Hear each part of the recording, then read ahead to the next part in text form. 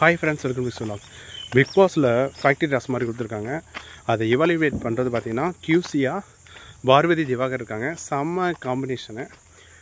இதுக்கடுத்து வந்து பார்த்திங்கன்னா ஒவ்வொரு டீமாக இருக்காங்க. அவங்க எல்லாருமே வந்து ஜூஸ் வந்து மேக் பண்ணி கொடுக்கணும். அதை பேஸ் பண்ணி இவங்க எவாலுவேட் பண்ணுவாங்க. இதில் என்னென்னா கியூசியாக இருக்கிற பார்வதி திவாகருக்கு பல பஞ்சாயத்து.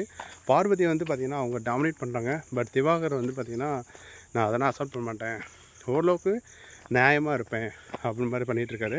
எனக்கு தெரிஞ்சு பார்த்திங்கன்னா இந்த ரெண்டு கியூஸில் திவாகர் வந்து கொஞ்சம் நல்லா பண்ணுற மாதிரி தெரியுது.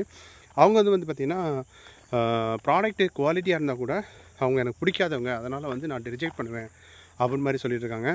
இது வந்து பார்த்திங்கன்னா ரொம்ப கான்ட்ரவர்சியாக போய்ட்டுருக்கு. இதில் வந்து யார் நல்லா கியூசியாக இருக்காங்களோ அவங்களுக்கு வந்து பார்த்திங்கன்னா ஃப்ரீ நாமினேஷன் வந்து கிடைக்கும்.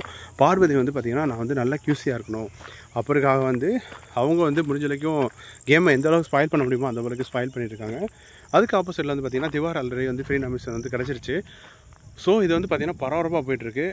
ஒரு கட்டத்தில் வந்து பார்த்திங்கன்னா திவாகர் வந்து தெரியும்ல, அவர் வந்து எல்லாத்தையும் அக்செப்ட் பண்ண மாட்டார். ஒரு ஸ்டேஜில் ஃபுல் அண்ட் ஃபுல் அக்செப்ட் பண்ணிக்கிட்டாரு.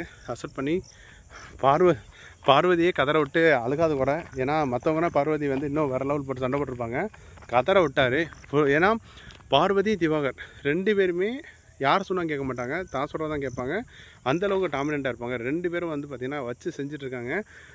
இதில் வந்து பார்த்திங்கன்னா பல ப்ரிவிலேஜ்னால் வரவும் ரொம்ப கேம் வந்து ரொம்ப ஒரு ஸ்மூத்தாக ஒரு ஜாலியாக என்டர்டெயின்மெண்ட்டாக கொண்டு போகல. ஏதோ ஒரு வாக்கியத்தகர மாதிரி வந்து கொண்டு போயிட்டுருக்காங்க. அந்தளவுக்கு வந்து ஒவ்வொரு டாஸ்க்குமே வந்து முடிஞ்ச வரைக்கும் யூஸருக்கு என்டர்டெயின்மெண்ட்டாக ஒரு நல்ல கண்டென்ட்டாக கொண்டு போவாங்க. பார்த்திங்கன்னா 24 மணி நேரம் சண்டை போட்டால் ஃபேமஸ் ஆகிடுவோம், அந்த மாதிரி கண்டென்ட்டை கொண்டு போயிட்டுருக்காங்க.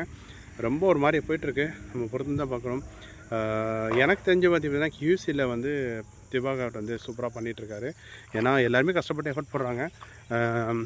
பார்வதி வந்து என்ன நினைக்கிறாங்கன்னா ரம்யாவை வந்து உள்ளார வர வைக்கணும், அவங்கள தான் வின்னா வைக்கணும் அப்படின்னு சொல்லி வந்து பண்ணிகிட்ருக்காங்க.